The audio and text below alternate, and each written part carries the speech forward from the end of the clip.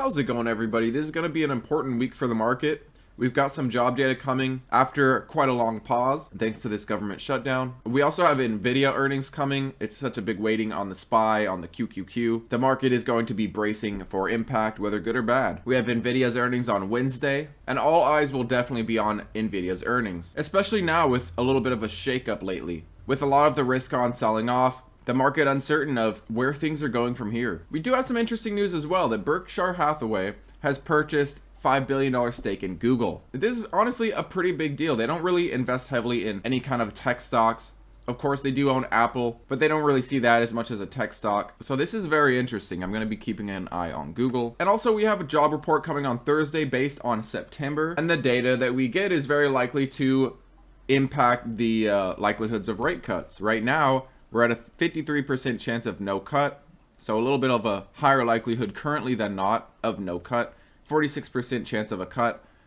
These got closer to 50-50 from yesterday. Maybe that's why things are a little more in the green today. The risk on is doing all right today, it seems. The higher likelihood of a cut, the higher likelihood of risk on to see some excitement. Lower rates help these companies massively in terms of their growth. When they want to take out debt to continue to expand, they're not taking out as high of an interest rate as rates are coming down. Now, I do want to talk about Bitcoin a little bit. We have Standard Charter's Geoffrey Kendrick saying that Bitcoin's drop is part of a recurring pattern, kind of like I've been talking about. And he expects a rebound into year end as his base case. And this is basically roughly the third 30% pullback this cycle since last year's introduction of the spot Bitcoin ETFs. He also mentions that MicroStrategy's net asset value has gotten close to a 1.0. It's basically trading at their Bitcoin holdings. You know, and we have these drops throughout this cycle, roughly 30 to 32% drops. We've seen this a few times already this cycle. We're getting very close here. Kendrick also highlighted key sentiment and valuation metrics that have now reset to levels historically associated with market bottoms.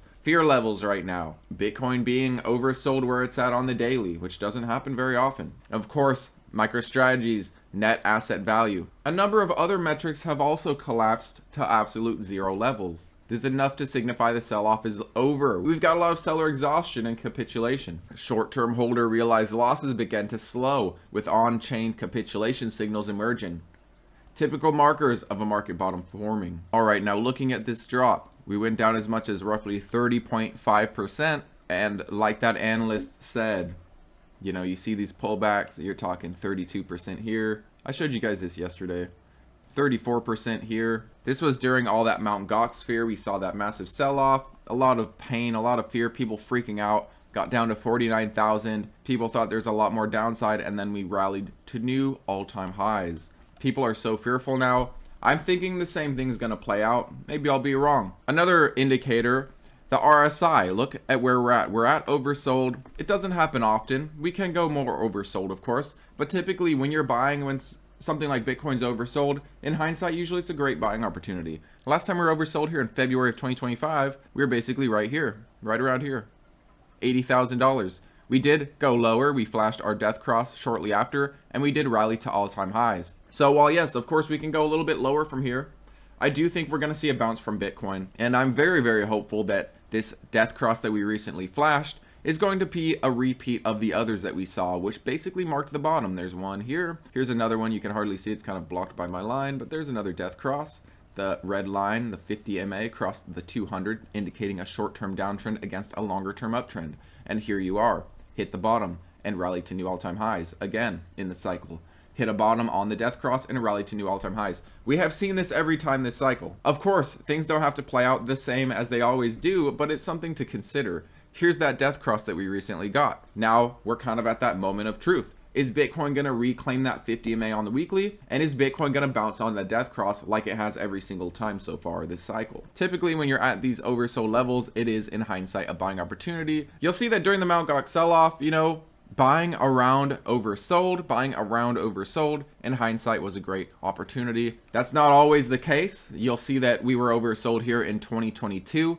We tried to come back. Of course, on the short term, you did see a gain from being oversold, but we were in a bear market, in fact, and we recovered a little bit, but continued selling off. That's always possible here. It's always possible we're oversold, we get a little bounce, and then we start selling off more. But if you're looking at Bitcoin when it's oversold, usually On the short term, it's a buying opportunity. And if you're in a bull market, it's a buying opportunity on the kind of a midterm. But here's the weekly. You'll see that we did break that 50 MA. We got a big reaction on it. It didn't hold up like it has in the past. It's going to be really important that we reclaim it. Don't find it as resistance. This might in fact be the beginning of a crypto winter, of a bear market, of maybe a longer correction. Although I kind of find it unlikely, it is certainly possible that we continue down. Let's look at the monthly. Here's an important level that we're going to need to hold. This roughly 82,000, if we keep coming down, I think there's a good opportunity, a good chance that we come down and test 82,000. This would also likely bring us down towards the 50 on the RSI. Usually it's a good sign to see a bounce around this point if you're in a bull market. So that'll be very important if we do come down a little more to bounce at the 50 RSI on the monthly. But you know, if Bitcoin does continue to show weakness, I think 82 area would be a fantastic place to start buying again if you're not already DCAing here. Now, I did want to mention something interesting. We have Ethereum, we have alts. Some are doing horribly versus Bitcoin. Some are doing okay. Something interesting with ETH. Yes, it's down more. Of course, it's an altcoin. It's down more than Bitcoin in this drop. It's about 40% down versus Bitcoin's roughly 30. One thing ETH hasn't seen yet is a death cross, which is kind of surprising, to be honest.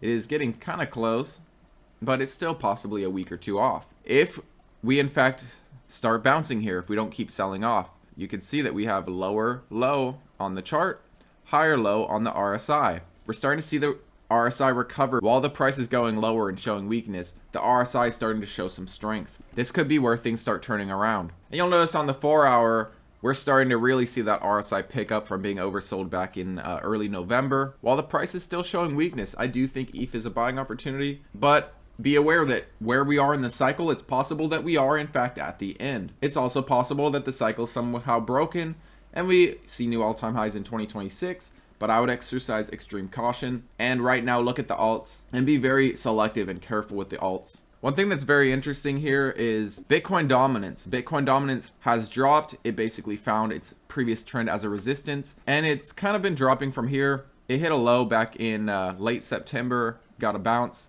but it's still far from its highs of 66% in June of 2025. Maybe this is where we kind of see that alt season start to materialize. We start seeing Bitcoin coming back, the alts even more so, outperforming Bitcoin when Bitcoin starts recovering, seeing those alts really run, and that can be kind of that end of year sign that we are getting that alt season, that we are at the end of the cycle. We haven't seen that massive amount of euphoria.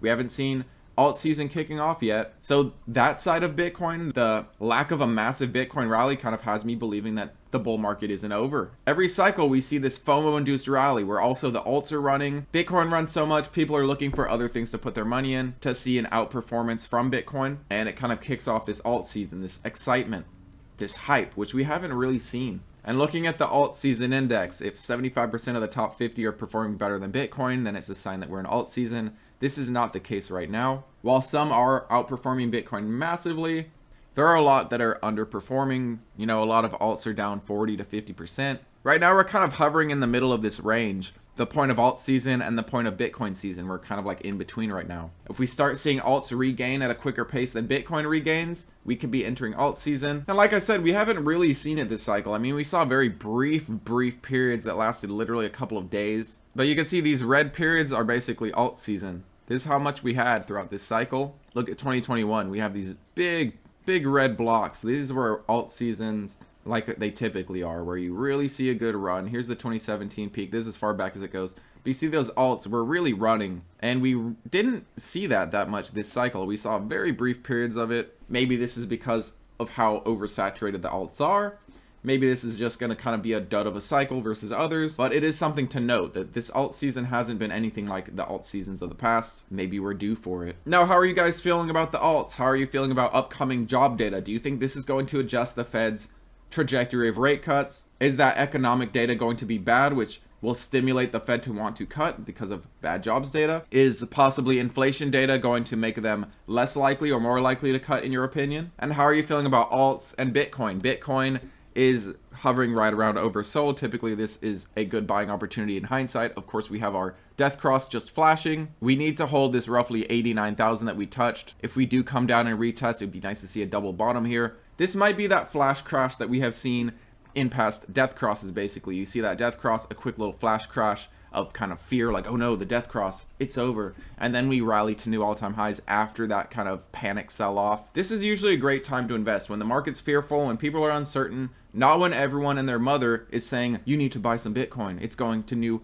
all-time highs again. It's already at all-time highs. It's going to keep running. Like all that hype with iron, where people were so bullish suddenly in the 60s and 70s, but people weren't bullish when it was $5 to $10. Or CleanSpark from 2 to 5, or BTBT from 50 cents to $1, or even Bitcoin from 15,000 to 30,000.